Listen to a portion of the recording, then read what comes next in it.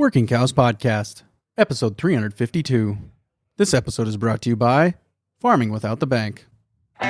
Welcome to the podcast that gives producers a platform to discuss and share paradigm-challenging practices. Practices that have increased the effectiveness of their operation and the joy that their families have received from this lifestyle.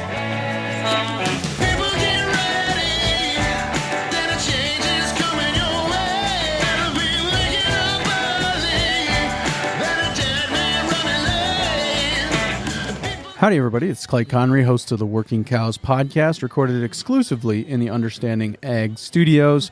And this episode is brought to you by Farming Without the Bank. None of you are farming like you did 100 years ago. Why are you financing it like you did 100 years ago?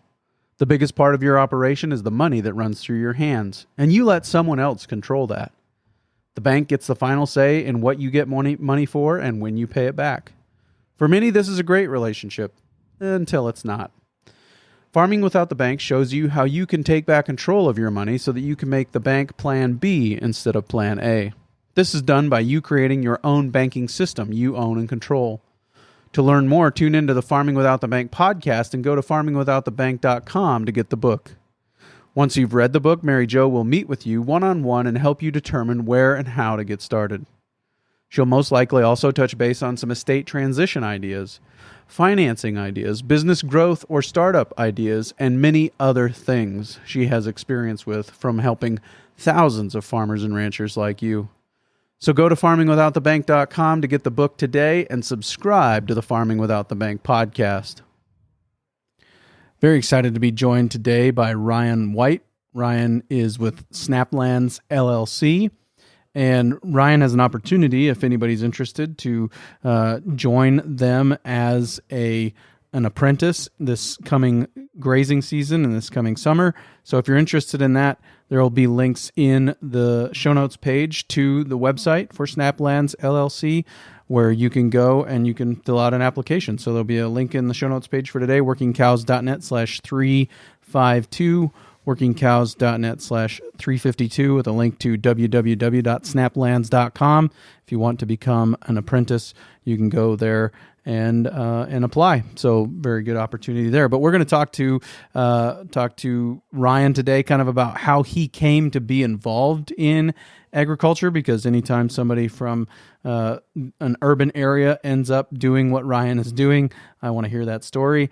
And then we're going to talk to him about the history of rangeland monitoring systems and how they are using data to help producers make better decisions. So, Ryan, thanks for joining me today on the Working Cows Podcast. Thanks for having me, Clay.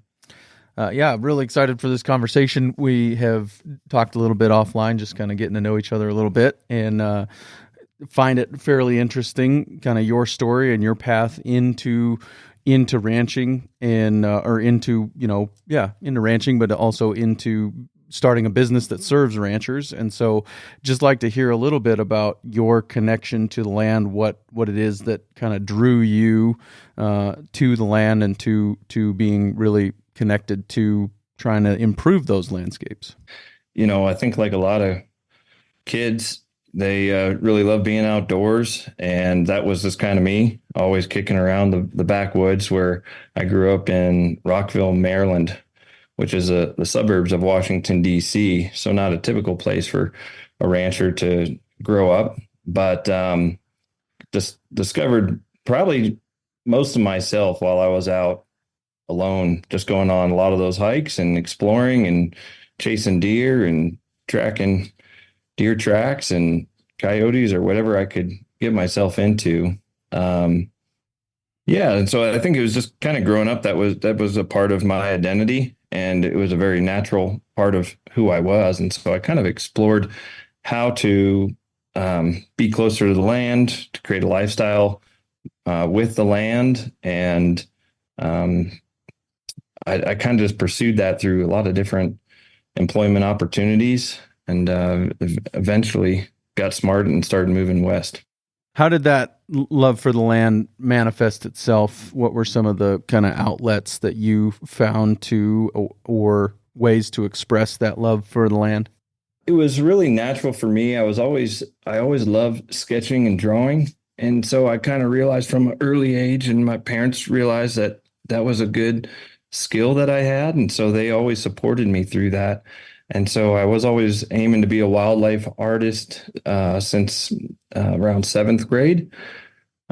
Robert Bateman, or Bob Bateman, out of Canada, was kind of my mentor. He was an environmentalist, conservationist, and wildlife artist. And so that wildlife art carried me through college, studying ecology, studying conservation, studying history of land, people's interactions with it, and came out a lot in the landscapes and the wildlife art that I did.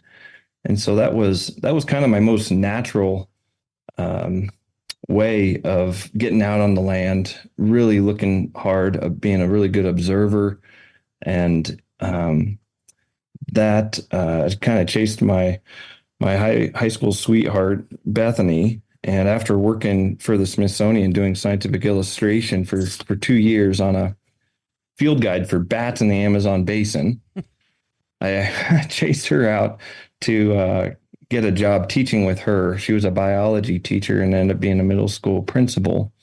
And I was the environmental science teacher, and I didn't know any better. It wasn't my professional training. So I just said, well, kids, preschool to eighth grade, we're going to follow this curriculum I made and go out and grow the land and trailblaze and explore and track and find out how to steward 25 acres in the suburbs of Chicago. So that was getting to your question, Clay, seeing the sparkle in every kid's eyes when you got them outside and they're touching, digging in the dirt, realizing how they interact with their world and how integral they're a part of it. It's just the most natural thing that I've ever been a part of, and I'll never forget it. And that is when I kind of realized there's just inherent value here that words, money, products will never catch up to. Yeah, for sure. So was the ecology education, was that to become a better artist, or was that a side effect of the ecology education, becoming a better artist? My college professors were asking me the same question. They really wanted me to pick one side, and I was always a kind of jack of all, or what is it? Jack of all trades. Jack of all trades, expert of none. And so I always wanted to do a little bit of too much. And so I didn't get straight A's, but I got B's in both ecology and art, and I really loved them equally. So it was just a passion to just want to learn about life and how we interact with it better. So it wasn't really a byproduct. It was just a curiosity that continues today. Yep. Tip Hudson from the Art of Range podcast was the one who pointed out to me the rest of that quote, and maybe you can take it for comfort. And I don't know if you know the rest of that quote, but jack of all trades, master of none, but better than a master of one is the rest of that quote. So it's better to be broadly aware of many things than it is to be highly focused on one thing, I think. So I 100% agree with that, and saw that firsthand when I went back to Colorado State to get my master's. So I fully appreciate that. It wasn't until my mid 30s that I could actually come to fully understand and appreciate all of that, though, because initially growing up, you feel like you need to be the expert in something, mm-hmm. and everyone's a little better at you than you are yourself. Yeah. But I don't agree with that anymore. Yeah, and as I've done this podcast longer and longer, I think I've come to realize that almost everybody has some streak of the imposter syndrome running in their veins, and that so the people that you look up to as experts are either better at hiding that they think that they probably don't know this as well as everybody thinks they do, or they are some of them will come right out and say that, like, I'm still learning here. I'm still, there's more here that I don't know, so I think that that's probably more true than most people let on. Yeah, no, that's a good point. And I think I recognize that, how humbling it is to have moved from the East Coast out to the Midwest and Illinois and quickly realize I need to start rubbing shoulders with the people that have been stewarding these lands for most of their careers. And that is that itch to continually meet some of the leaders in different regions has been absolutely pivotal to anything that we're accomplishing today. And so that got us into, Bethany and I into more tall grass prairie restoration directly, where we were starting to work with every single part of the restoration process of going to remnant productive prairies, grasslands, and collecting seeds, taking those seeds to a form that you could actually mix that with a custom seed mix, given different soil types, and then actually create seeding prescriptions to what areas of public land were in and around Wisconsin, Illinois, Indiana, and then train people how to do that process so that they in their own local area could become stewards of what lands were available to them, and still mimicking as much of a wild wilderness that they had in their areas. Yep. And I imagine, and I'd like to talk to you about some of the nuts and bolts here in a minute, but I imagine that I would guess that you are a better ecologist because of being an artist, and you're a better artist because of being an ecologist. And I know I've basically asked that question in a different way, but just to say in your career that you notice things as an artist that maybe other ecologists don't, and you notice things as an ecologist that maybe other artists don't. Would you agree with that? Yeah, I would say so. I mean, yeah, definitely. They're super complementary, but nothing's been more valuable and more important in my entire career than becoming a rancher. The acuteness of skill that one needs to read the land, to read economics, to read social dynamics, like that whole burrito that is required for quality of life. I mean, you can't eat that in almost any other career that I can think of. And so that's been a sincere blessing to our family to have that opportunity. Talk to me about some of the influences, your personal influences. You mentioned Robert Bateman. Who were some of the other influences from an ecology perspective, people that shaped your thinking early on?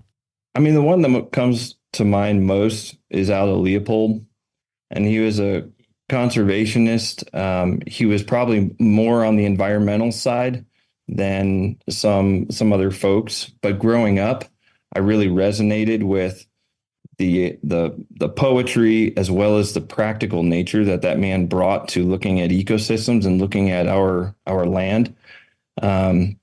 Gifford Pinchot, he was right there with Aldo Leopold, and had to bring in the policy and working with large scale impacts that needed to figure out ways of large landscapes coexisting with, entire cities and massive population booms. And so it kind of the tension or irony between those two men were pretty pivotal in me trying to better wrestle with and understand how to come up with practical solutions for whatever situation my family's in, or our team's in, or other people in our region are in.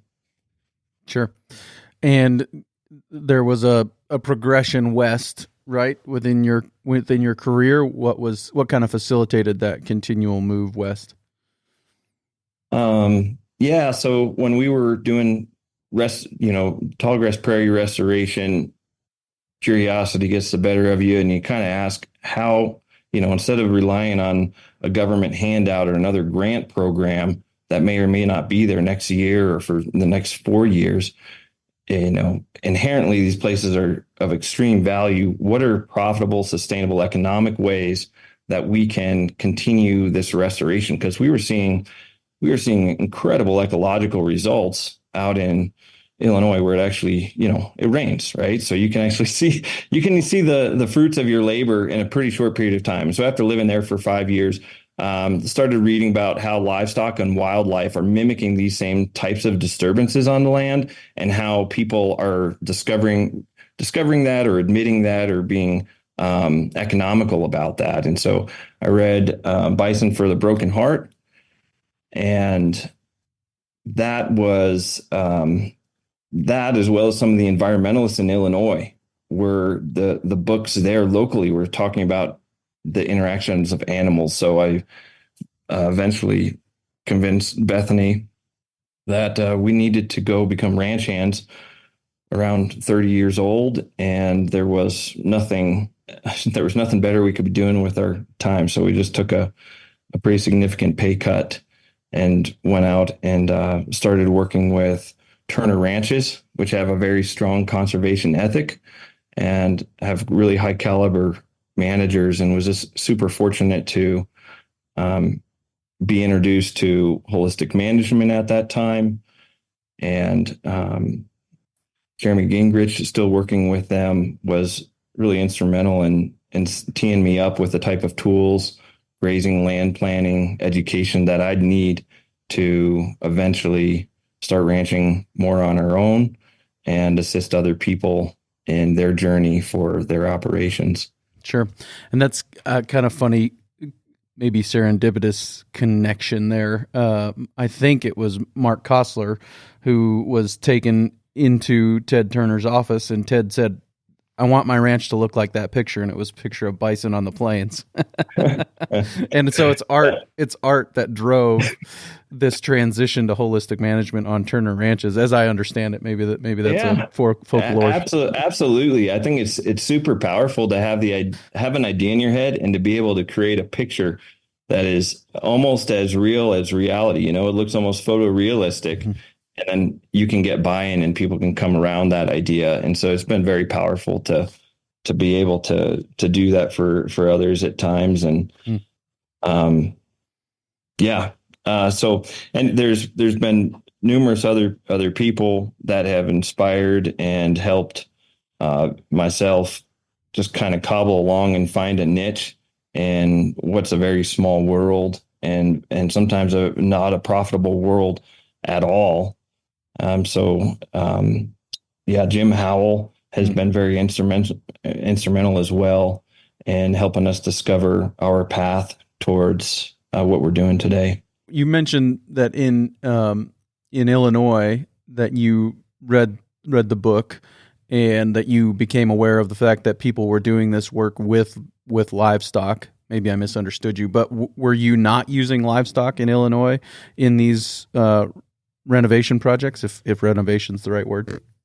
Yeah, I guess I could call it ecological restoration, but we didn't use livestock at all. I mean, at that time, I was working with crowds that were probably very left-wing environmentalists, and it was just where I was at in my education at the time, and those were the opportunities that we had available to us. So I worked with National Audubon, and whereas they support more livestock now, at that time, I don't know that was very popular or even on their list of opportunities.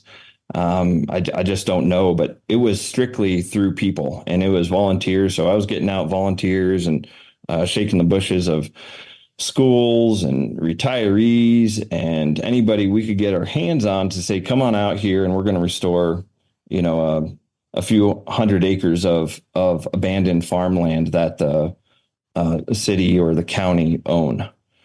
And that was the strategy to do that. And I saw the results of it, and it just made absolutely no sense financially, but it made a ton of sense in just you condition the land and leave it in the best shape possible so that when Mother Nature gives that acre the opportunity, it's going to go in a more resilient, productive direction for, whatever reason you or the people there want it to. It's going to serve them better. Right. So was that basically getting it back to native species then? Is that how that fleshed itself out? Yeah. At that time, they were going for a very full purest sort of native land approach. And, they were taking lands that went from monocultures to over 300 different species. So very, very early on in my career, in my mid-20s, said, well, that's normal, right? So why aren't we doing that everywhere? And, if we can do this for almost nothing with all of these volunteers on the weekend, how can we, 10x, 100x this type of disturbance? Sure. Yep. And so the continued move west and getting involved with Turner Ranches and some of those things, where do you go from there? What's the next step in your kind of trajectory? I didn't realize that cowboys didn't have consistent jobs or no income for longer than 6 months or whatever the contract said. So I was kind of so lost out in the pasture and loving life and learning so much out there that I didn't tee up the next cowboy gig. I went back home and started work. I was living with my parents and I was looking for the next job. And I'm pretty picky about, the types of jobs that I take. I'm going to starve until I get the job with the people that I really feel are aligned with our values. And so I worked on a bison outfit out east for a short period of time. And that I didn't realize that most people in agriculture, they didn't necessarily grow up with the type of terminology that I was learning with holistic management, and so I was just really ignorant to that. And so that was a great awakening to me, is to recognize that I do need to be very thoughtful and do my homework to find the right types of relationships that I want to work under and I want to serve and help them grow their business. And so, I went out and worked in Pennsylvania on that bison outfit. And what was nice about that is there was a meat store right across the road, so that every single day I was doing a little bit of bison works and taking care of that. And then I was also doing the meat store sales, learning about that whole farm to fork type of just local culture and trying to build that sort of business and those relationships. And then eventually ended up landing a job with Grasslands LLC. And that was even after I took another job doing environmental education for the county government. So it's kind of just bebopping around doing some different projects and jobs until I started working with Grasslands out in eastern Montana, Cohagen, Montana, for those of you who know where that is. And that was straight north of Forsyth and quite a ways east of Billings. Does that get us near present day? I mean, was there a lot of really worked there for a little over 4 years. And then when I was working there, they had started a rangeland monitoring program to help provide feedback and proof of how these lands were performing in their entire portfolio. And so one of the methodologies that they were using was called Land EKG. So another pivotal cornerstone of my career was meeting Charlie Orchard, who was a rancher.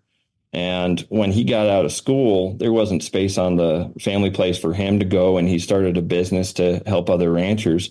And it was to provide a very practical, actionable feedback loop for land managers that are out there ranching to better make use of the natural resources they have, to better make objective decisions that are really going to drive home profit and drive home more production on their operations over time. And that was, I would say, a language that really has helped me provide assistance to other ranchers, because you and I are not the experts, obviously, within their fence boundary or in their region. And so we don't even want to be, but we do have a tool and we do have a framework and we have a language that we can now give them to help them make decisions towards what goals that they need to make. And that challenge to apply land monitoring to a suite of different landscapes from New Zealand to Florida to Montana and Wyoming and Colorado, that really stretches and foolproofed that monitoring program in a way that we continue to service others today. Yep. Is there a unique challenge to developing a monitoring system that will apply in many different areas, or is it basically, well, the four ecosystem processes are the four ecosystem processes, and so if we can give people a way to monitor those things, their context will give them different numbers. Maybe the range of numbers will be different, but basically it's the same everywhere. Yeah, it's definitely not the same everywhere. It would be kind of nice for businesses because they don't have to recreate everything. So I think looking at the four ecosystem processes, right?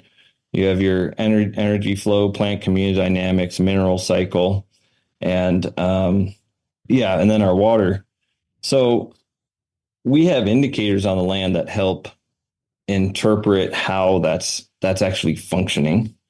And when you're going down to the southeast and Georgia, or even out in Oklahoma, the indicators in which a land manager is actually using and what they are interpreting to make decisions, that shifts. So like we're shifting a lot more to energy flow and energy capture out in the southeast than we are, say, mineral cycle, because bare soil out in the southeast, that's, you're not going to worry about 20% bare soil one year because it's going to be gone in 6 months if you just give it a little bit of rest.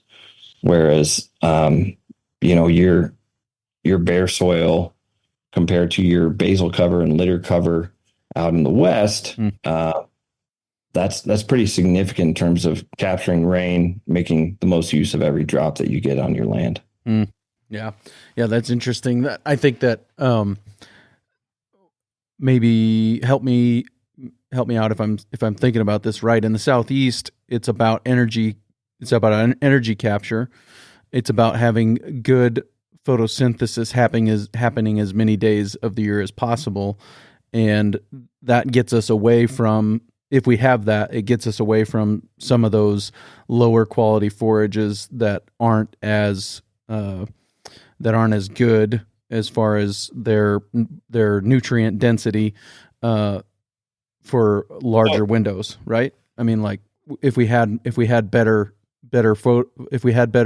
solar panels out there, that were photosynthesizing, then the nutrient density is higher in those than in another place. Yeah, you're absolutely right.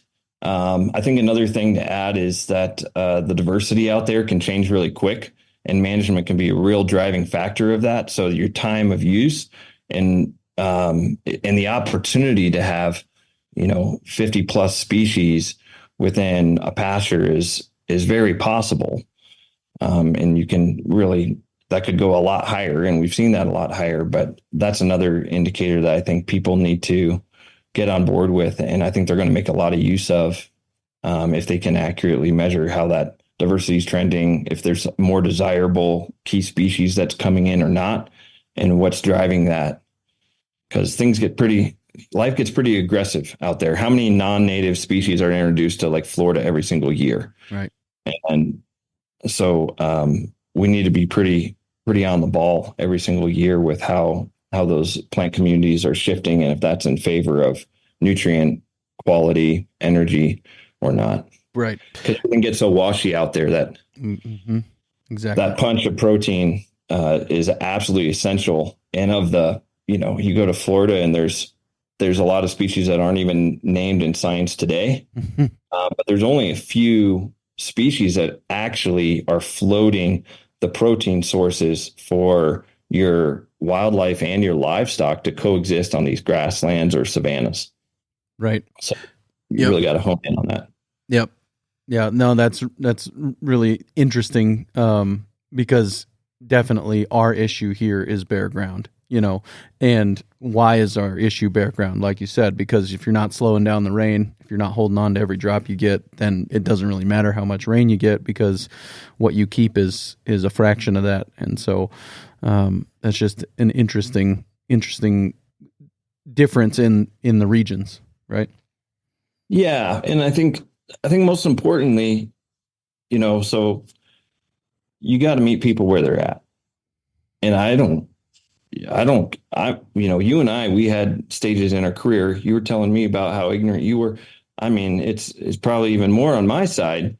So there's no shame in just meeting people where they're at. And if we're talking past people or not listening, more than we're talking, we're not being very good friends. We're not being really respectful to the inherent knowledge that these people have hacked out in surviving the droughts, surviving the family politics to glean, the most valuable knowledge that they know how to work forward with. And so we can talk about indicators and science and ecology all day long, but at the end of the day, it's a very important for me and our team that we just understand where people are coming from. And like we were saying, the teachers learn more than the students. So even when we're consulting, sometimes it's helping organize a structure for people to get on the road or expedite the results that they're after. Let's take a quick break and hear a word from our sponsor today, Farming Without the Bank. None of you are farming like you did 100 years ago. Why are you financing it like you did 100 years ago?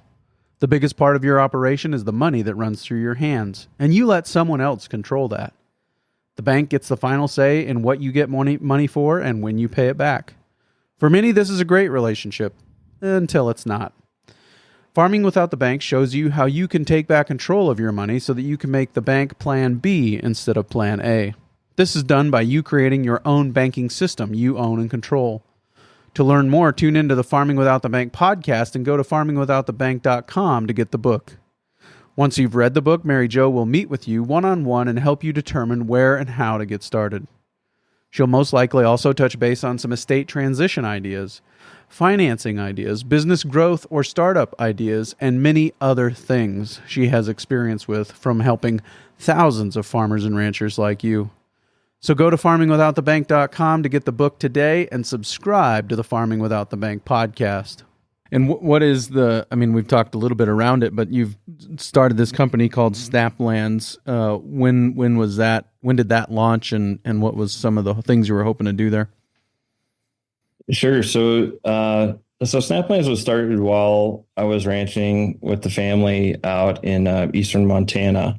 And basically the monitoring protocols that we had were helpful to the ranches that we were working with. And then we started getting requests from other ranchers to say, we'd really glean more value from our business decisions or maybe our relationships to also have that. And so it was really to help provide a quick, very actionable feedback loop to land operations that really wanted to ride that edge of increasing their land production and also increasing their stocking rates. And so that was the practical service that SnapLands provided back in 2017. And it was kind of, it was just born on a ranch, heavily used the land EKG methodology. And we've adopted other methodologies over time to better serve people in their place and where they're at and what they resonate with or need to make a profit. So, yeah, that's where it all got started. And what's the process look like when somebody wants to work with SnapLands and the team? What does that process look like? So basically, we have a team of farmers, ranchers, and ecologists. And so we can basically, when folks are coming to us, they see an advantage in terms of increasing their production, relationships with public lands, maybe getting certified and getting market differentiation in their lands, or maybe it's communicating to absentee landowners or government agencies. And so we do a little bit of all of that, but the process is getting them a part of a team that is organized to help them meet their goals. So they come to us and they say, these are the goals that I need this next year, these next 3 years. A lot of that's around production and land resiliency measurements. And so we create a customized program that says, here's where we're going to all start marching together. We're going to work with you every single spring to see how your growing season is panning out, what would be an aggressive or the right stocking rate for you given your management. And then we'll be boots on the ground every single summer and fall to look at how lands are trending and changing over time, as well as do consulting with you one-on-one. And then in the fall, we'll again produce another report based on the remote sensing that's available out there, as well as your factual boots on the ground measurements, so that you can make the best decisions for the following 6 months, that winter, all the way up until next spring, and drought plans. So it really is a very organized just structure where you get to meet with specialists in the field, and you get to call and consult with us at any time about what you're needing to work through, or maybe just want some extra facts to back up your decision, or that conversation with dad that's going really bad, whatever it may be. We get all sorts of reasons. Yeah. What are some of your favorite stories? Some of the things that you've been able to see through your partnership with ranchers and land managers? Sure. Yeah. So that's a great question. We have, a lot, and I guess I equate looking at we typically work with large land operations. So just for context, we're actively working with over 2 million acres a year. And that's mostly throughout the U.S. and 18 states right now, and some internationally. And then we also administer data around land health for approximately 14 to 15 million acres. And we do that every single year. But some of the stories that I think of are more from just clients that have been working with us for a few years. And I guess I have a little bit more insight onto what's been happening on their operation. So I don't want to leave anybody out. I think let's back up for a sec, Clay. Mm-hmm. 150 years ago, 80% people knew how to grow their food. Okay, let's do a stress test and figure out how many people know how to grow food today, right? Mm. So I don't care where people are at. The 1.5%, like, kudos, hats off to them. Everybody needs to eat, and that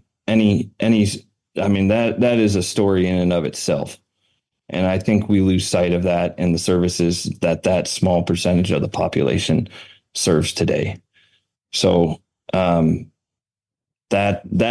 being said, I think we also we're horrible at sometimes just telling our stories and telling the good work that we're doing.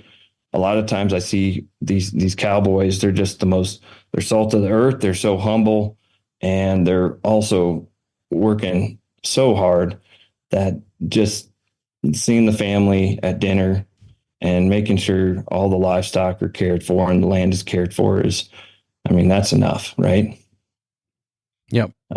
So but going back to what you're sharing in terms of or what we're sharing in terms of some of these stories that come to mind, there's one that is just north of us here on the Roberts Ranch. They were a ranch that started back in the late 1800s. They're up in Livermore, Colorado, and they, through various generations, have always been a working cattle operation. And so we've helped them do their rangeland monitoring and that feedback loop into their management. And it's been pretty exciting because we had a client that said, look, we need to bring this ranch up to reference site conditions. I have no idea what that means. And it's going to be a part of this land trust. They got an easement with a nature conservancy, but we just want to work cattle. So how can you help us? And so we came in and we just put together a pretty straightforward boilerplate rangeland monitoring program, and then made sure that that was feeding into the stocking rates and grazing planning, trying to increase stocking rates and grazing over time. So that ranch has rode out a massive drought and then a really good year this last year. We're likely to this coming year increase stocking rates around 170-ish% with how much grass that we banked and the management that we're going to be applying up there, doing adaptive management and a little more quicker moves. But that ranch alone, just without any trends currently, is holding around 330,000 tons of carbon in its soil just today. If that were mismanaged and it were left to overrest, or it was to be overgrazed over time, that alone is going to create that land to lose a lot of the life that's currently there. And we've seen this in multiple rain studies over time. But if you were to basically equate that to how much pollution that would create, it's the same as like all the pollution on around 13,000 houses in northern Colorado just being added for a year. And that's so that's just through the continual stewardship and management of that land. We also do bird monitoring up there. It's more out of curiosity for storytelling, but the Northern Great Plains joint venture, birds have been in massive decline, migratory birds, grassland birds for a long time now.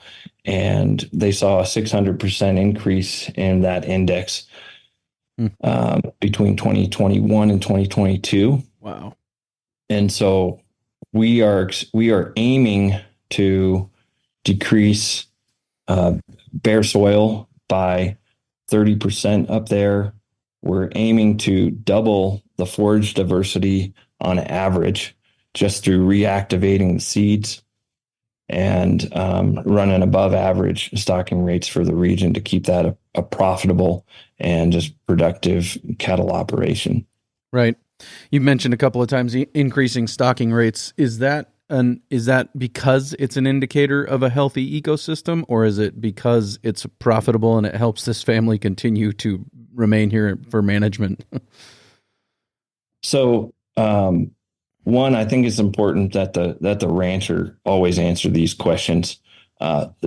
Personally, I think it's 100% both. Mm-hmm. And you have a healthy landscape is going to service you aesthetically as well as financially. And that's a pretty exciting place to be. Right.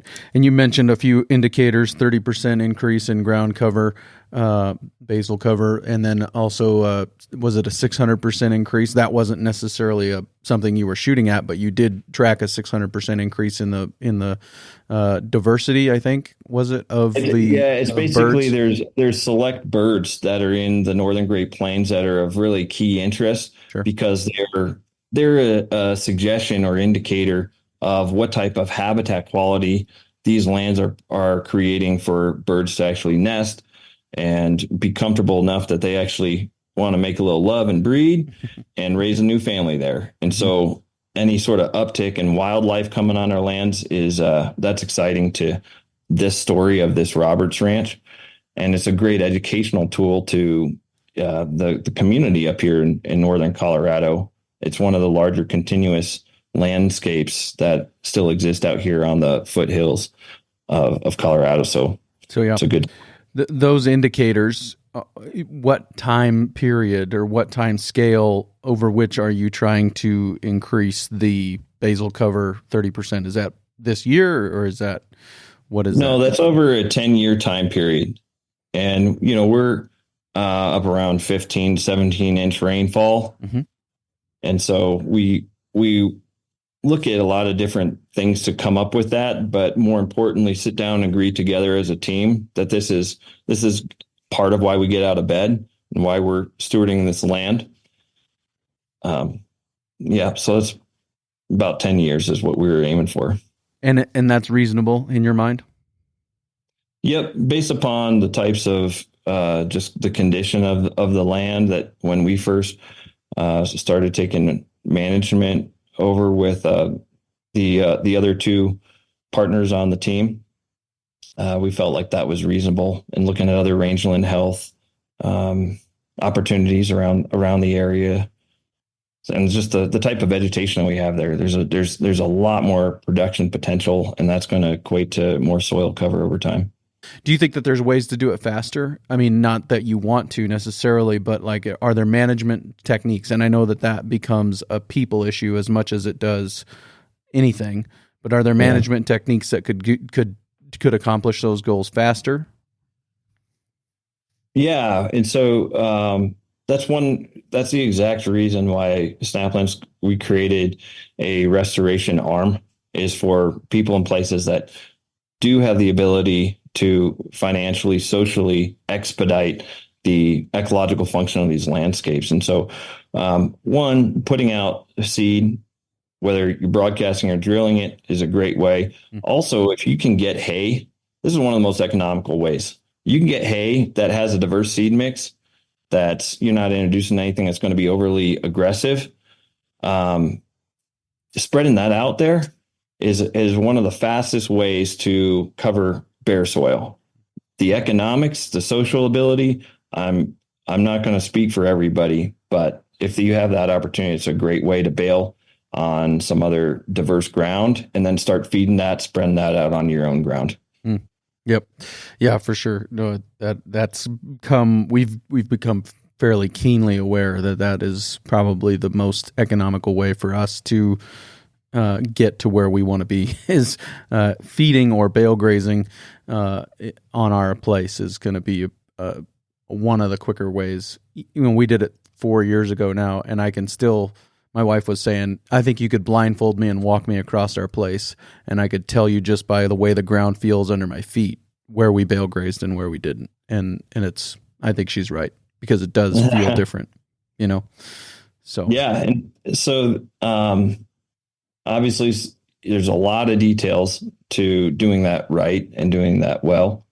I think the other fastest way is to do it slow and give the land sometimes more rest than what we have all thought that land actually needs. Mm-hmm. And what you're going to find, and why we are feeling pretty confident about trying to increase diversity on that one ranch, is we have a very low percentage of forbs and legumes, and both elk and livestock have probably been stocked on there for too long and not giving that ground enough rest. And so we're expecting to see a flush of forbs on average over the years to start coming back into the system, because that seed is still there and it's still viable. Right. So, yep. No, I do think, especially in brittle Western contexts, that, and just again, back to that, comparing the West and the Southeast and other regions that are less brittle. I think those regions in the Southeast, when they're over-rested, they tend towards brush encroachment. And what we've found out in our area is that when they're over-rested in the West, we tend towards either bare ground or invasive species that are, brome grasses and those kinds of things. And so I think it comes down to getting that amount of rest right. But right now we're very rarely in danger of over-resting places in the West from what I can see. Yeah. And I mean, just for example, a lot of folks out West, they have a component of annuals that, cheatgrass, Japanese brome, that stuff's, we've been trying to chase that stuff for hundreds of years. We'll continue to do that. positive, but in those areas, you're looking at 50 to 500 pounds per acre of feed. All right. That's not grazable all that well all throughout the year, but that's what you're sitting with. If you can adjust some management in aggregate across that acre and start favoring the perennial plants, you're probably going to bump that up to 200 to 1,000 pounds per acre in a lot of the areas in the northern Great Plains here.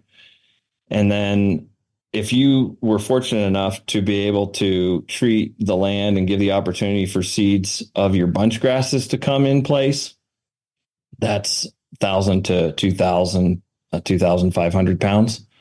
So just run the economics of that. Your cheatgrass is giving you 2 to 15% crude protein. Your blue grama is giving you like 8 to 18% crude protein. Your green needle is giving you 9 to 20%. So what would you want to feed your cows? And what do you want to leave on your ground? And so it takes a long time to do that in the West. And I think we're all oversold on how quickly you're going to see results. So people that are coming into this space or saying they're going to do things next year, 5 years, in this land regeneration, regenerative movement that's happening right now, we got to pull the reins and really check up on who we're working with and what we're selling, because it's going to disincentivize those that want to be there for generations. And so I think we're very acute on listening to what programs and what people, what organizations, what clients even that we want to be working with over time. Does that disincentivization come in the form of attracting people who want to see a quick ROI? Or does that disincentivization come in the form of discouraging people who are on the land and are not are discouraged by the speed at which their land is turning around? Yeah, I think probably you and me and others, we've seen operations that have whole hog jumped into this sustainable, holistic, regenerative work. And their education has probably, been 1,000-fold, right? The education is absolutely amazing, but Mother Nature is only going to give you what she can give you on her time. And so I think to your second point, yes, people have lost their shirt doing this and not fully understanding that they have to be a jack of all trades. They have to be good at the social, financial, ecological. They need to be acutely monitoring. And I forgot who mentioned it, but the analogy that when you're really trying to push ecology and put your energy into the land or into maybe a more profitable stocking rate model, you're going from the Ford Bronco to the Ferrari, right? And when these turns come up at you, they're coming up quick. And so it's really easy to get in a wreck. And I've heard various holistic managers tell me this analogy, and it's 100% right. And so I expect a lot of people that are oversold on this to get in wrecks, and that's bad for the community. That's bad for their families, right, and it does no good for the land. Yeah, that gives everybody watching the opportunity to say, see, I told you, it doesn't work, right? Or to say, look, livestock's bad for the land. Yeah. It's like, come on. Yep. It's a three-sided firing squad, right? You got the ranchers next door who don't want it to work, and you've got the environmentalists who don't want it to work, and then so and then your own self condemnation. Yeah, 100%. We're really in the business of, like I said, kind of being a team member to these operations and working with them along a journey that is at the speed and at the rate that they can go or they want to go. Right. And just to share another story with you, there was a gentleman that started with the land monitoring. Oh gosh, I think it was around 15 years ago now that there was an operation around Salida, Colorado, and Tim Canterbury, he was learning about the land monitoring. He was wanting to have some land monitoring to help communicate with him and the Forest Service, because he was running some livestock on the Forest Service allotment. And his family had been back in the Cripple Creek, Colorado area since around 1880s. So it's very important for their family operation for the past 5 generations to have a good relationship with the public lands and the Forest Service. And so that was one reason why he took on just assessing what the land health is, not of his land, of the public land, to make sure that it was doing what everybody wanted it to do. And unbeknownst to him, there was a lawsuit that came up where he and 13 other ranchers were being sued because livestock was bad for the land. Mm. And it was paramount for him to have this land EKG methodology that said, this is how the land was, this is how it's trended over time, here is my estimated observation of what's happening on this land, and by the way, here's the time-lapse imagery photograph. Mm-hmm. He took that to court, and the judge said, how can anybody say that these cattle ranchers are not doing their best and leaving the land in as good a condition as possible? They are proactively managing it, and they won the lawsuit. Mm. And I think that's a part of it. The other part of it is he was filling the folders at the Forest Service, so the range cons knew that he was proactively understanding how the land was changing in droughts and good years and bad years. After 8 years of him doing that, the guy that left, because people leave their jobs, that folder disappeared. 8 years of him putting paperwork as proof of how that public lands was being stewarded, just thrown out.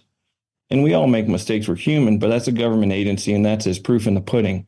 Fortunately, he had a data store account which had everything backed up. And he said, you come sit down with me and we're going to refill that file right now. Mm-hmm. And that's been helpful to him even recently, where they were pulling off cattle in drought. He said, you come look at my land and you look at the data and the information and the facts that I had. And they said, we made a mistake. Next time we are going to check with you before we dictate what the livestock is or is not going to be on that parcel. Wow.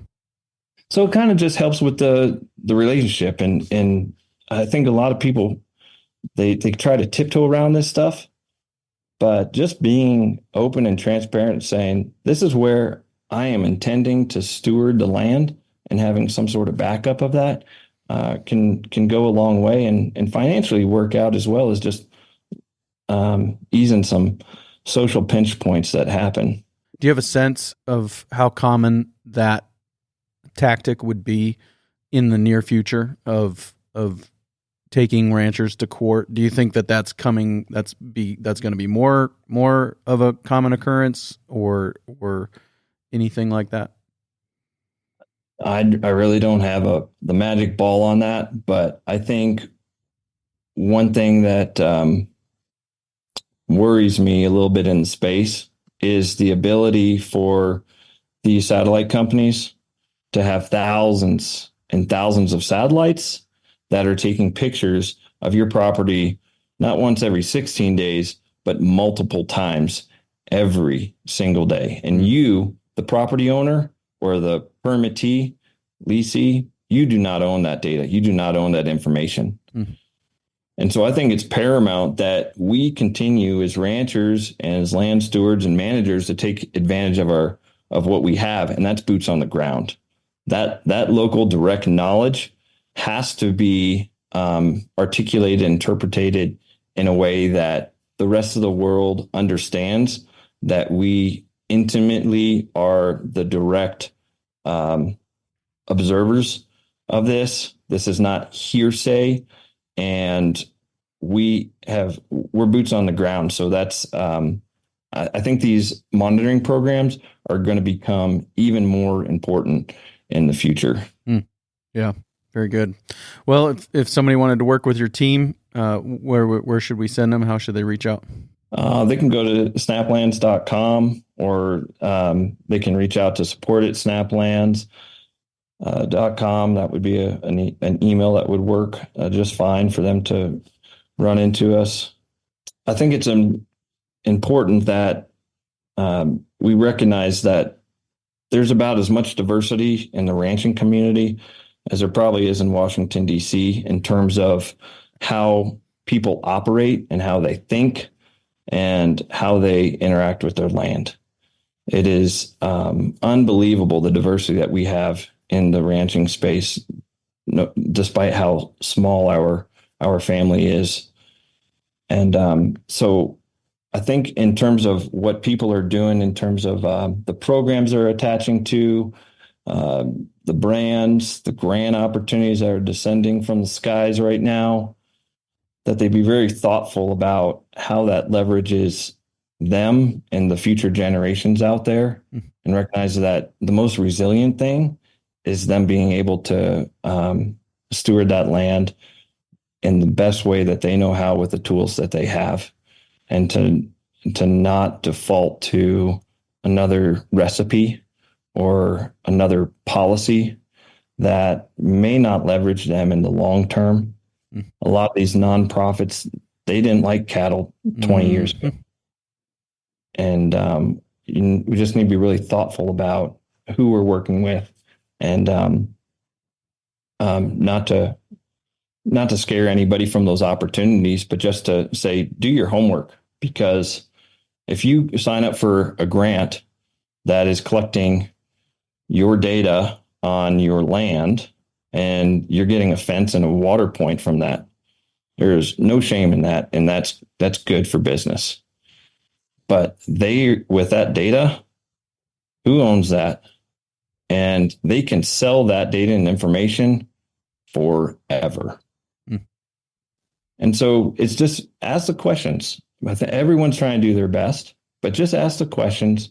Say, do you know how this is being used? How I can potentially cost share in the benefit of these programs, and what I'm giving and offering you and inviting you out here on the place. And so that's why SnapLands has never applied to a grant to date. We've been invited to the largest USDA grant, and we're very excited to be working with our ranch partners and universities on that, to know what's happening in the, kind of this regenerative data information and modeling that's coming down the pipe. But we're 100% rancher farmer first. You own the data. If you don't own the information, then you are probably the product that's being sold. And so let's just be really thoughtful about that. If you're getting something for free, and how that's being used. So the ranchers and farmers, they pay for what they get. They value what they like. And there's some other stories that I could share with you, and how they've gleaned some additional value from that, if we had time or wanted to talk about it. Sure. Yeah. Well, I'd be open to having you back again for sure. If you want to tell some more stories in the future, I do want to be respectful of your time, and also capture a little bit of bonus content if you have just a few more minutes after this. But any other major things that you wanted to say as we point towards wrapping up, things that needed to be said today? So, like I said, I started out as a wildlife artist, and I got to go to France and see some of the first drawings that we think humans ever made. And that was around 12,000 years ago, in some caves in France and Lascaux. And recently found another drawing that was made out in Indonesia that people believe is around 44,000 years old. It's of ungulates. We've been chasing ungulates for a long time, man. And I don't think anything happening in the next 100 years is going to change our desire to coexist with wildlife and livestock that's creating a beautiful and productive landscape. And I think we need to continue to recognize that we're a living catalyst and solution on the land, and to never sacrifice that. The people out there are they're doing such amazing work. And I think that's some of the saddest things that I see is when these lands and the food and the livestock are sometimes slipping away to solutions that are full technology or dead. And we have to always maintain a niche in the decision-making power as to exactly what's going to happen and why. And so I think that's an important thing that I keep seeing coming out in the marketplace as companies, programs, policies really are pushing very hard on dead technological solutions when we already have a lot of beautiful living solutions and families and generations that have a lot to teach us. Yeah. Yep. For sure. It's the difference between a human created piece of art and AI art, right? There's something dead about that AI art. There's something living. You can connect with the individual who created it, right? I think that's because we were created to create. We're created to bear the image of our creator, and we are most alive when we're doing that. And for some people that's landscapes that they're creating, Yeah. And for some people that's canvases that they're bringing that creation to bear on. But 100%. Yeah. That canvas is a living landscape, and we're an active part in that. And it's the best job on earth, no matter how you're hacking it out. And so, people like I said in Ranching for Profit, like ranch weird. Right? Don't worry about doing it the way that you always had to, and do it in the way that you see fit, because people's diversity and their creativity and how they apply that to the land and to this industry creates resiliency, and we need more resiliency in the livestock community today. So we get really excited when people have their own interest in creation or trick out there. And so, if there's any way that people feel like we might be able to support them on their journey, I highly encourage them to reach out. We are also hiring for folks to go out and actually help work the land management impact program, where they're meeting the ranchers. They're helping collect the information on their land to feed to that applied reporting and feedback loop. So I encourage people to look at the careers tab on our website if they're interested, and that would help them out as well. Yep. Very good. Well, Ryan, I really appreciate your time today. Thank you. Thank you so much, Clay. I appreciate all that you're doing. Keep it up. Very good stuff there with Ryan. Really appreciate the perspective he brings and the work that SnapLands is doing to serve ranchers with this data that's going to become more and more important to really maintain social license to continue ranching. So really appreciate that. Coming up next week on the Working Cows podcast, we are going to be talking to Clayton Markser. I talked to Ray Markser a couple of times about his book, Cowboy in a Corporate World. Well, Clayton has launched a podcast called Living Western, and he is trying to feature stories of the American West and the people who call that place home. And so far, he's got a couple of episodes out, 3 episodes, I think, as of this recording. He's got out 2 with his dad, which are excellent episodes, and just kind of unparalleled ability to ask questions from somebody who grew up in the household of the guy who he's asking the questions to. So a different perspective probably than you've heard Ray give anywhere else, even if you've heard him on here or on Jared Lumen's podcast, on the Herd Quitter podcast. You're going to get a different perspective from Clayton. And then he also just had a really interesting episode that he released with a guy who has ranched on all 6 continents where it's possible to raise livestock. And so that looks different in a lot of places around the world, and really a fascinating episode there. So go check that out ahead of next week's episode, where we're going to talk to Clayton about why he started the podcast and some of his motivations in doing that. So we'll look forward to seeing you real soon on another episode of the Working Cows Podcast. We invite you to visit workingcows.net to subscribe to the show via iTunes or Stitcher. You'll also find detailed show notes pages, resources from our guests, and the industry leaders who have influenced them. For more ideas on putting your cows to work for you in a more profitable way, tune in next week.